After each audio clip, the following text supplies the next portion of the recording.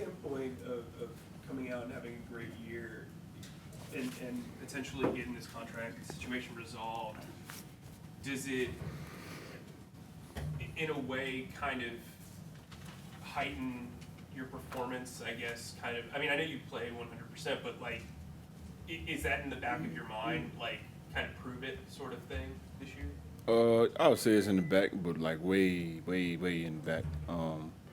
My main thing has always been to level up my game and really dominate games, and that's all my focus is on. But I would say it's way in the back though for sure.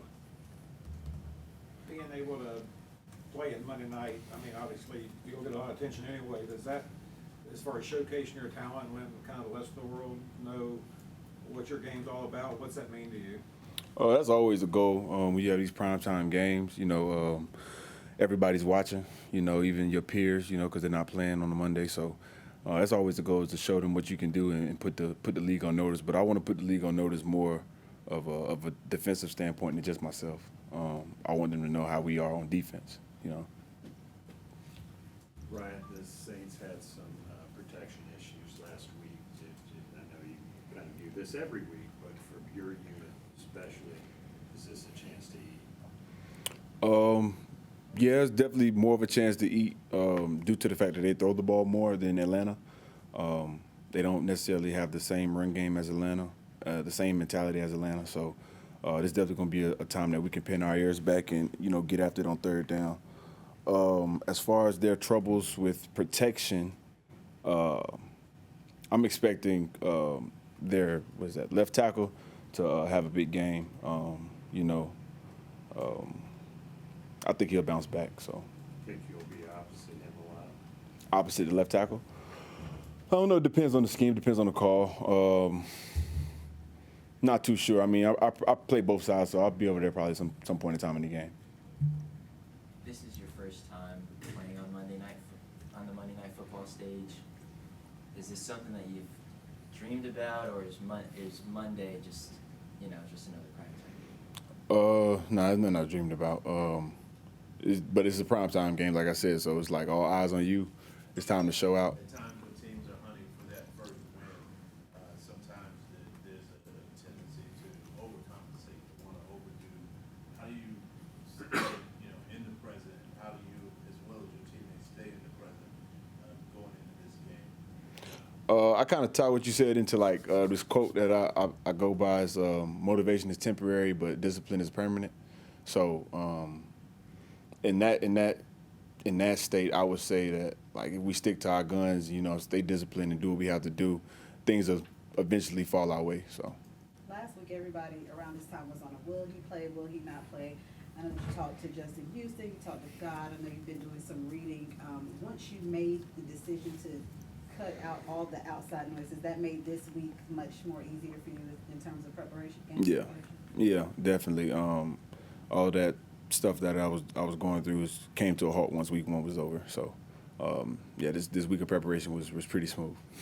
Brian, understanding after the game you did not want to get in your contract deal,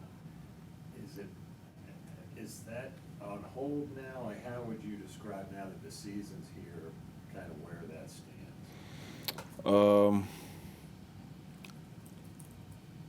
I would probably say it's on hold. We haven't really been in talks because I already told him, like, once the season starts, like, I'm all about ball. Because I can't give 1,000% on the field and to my teammates if I'm still worried about contract negotiations and whatnot. And I feel like I owe that to them, to be 100%, 1,000% balled in at all times, because at any point, something bad can happen. So. Would you revisit it at any point during the season, during the bye, or if it made sense to? Like you said, if it made sense to, after conversations with my team and whatnot, if that's what makes sense, then we'll cross that road once we get there. But as of right now, I'm all for my teammates and my coaches. It's been well documented. You are a team first guy. Any fears, any thoughts of mid-season trade? Fears and thoughts of mid-season trades?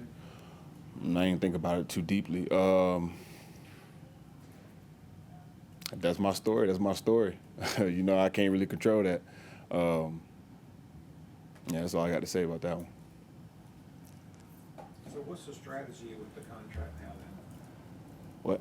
What's the strategy from your team, your reps for the contract right now? We haven't spoken on any strategies just yet. I told you my main thought is just football. So.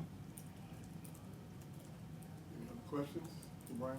Is it weird that you're at a press conference in the middle of an FSU game? Yeah, I got caught watching that just for a minute. Yeah, like, has this, like, obviously this is the first time doing it, it's just a day, and you've done Thursday night football and stuff like that, but did you have to change up anything in your schedule other than, like, the practice schedule this week, just to kind of keep the, you know, the flow going, just because you are playing on Monday as opposed to? I'd say probably a little extra cardio, just because we have that extra day where, you know, we're more focused on the details and trying to beat up our body, because we're going to have a quick turnaround next week. But other than that, it's just an extra day to prepare. So, you know, extra film study. It's quite a blessing, because we have a lot of time to, you know, study for Atlanta, and now we have even more time to study for the Saints. So.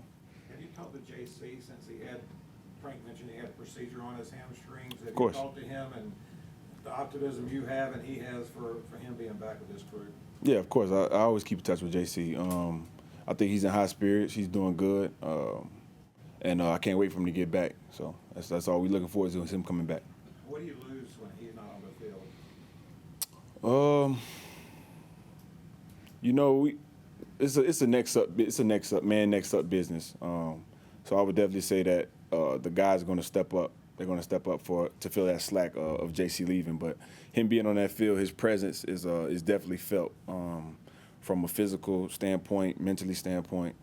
He just got that dog in him, and I think he's one of the most physical corners probably in this league. So I think physicality is the main thing his presence brings. Do you don't want anyone to get hurt, but especially hate it for him, given that he's been through this now a couple other times.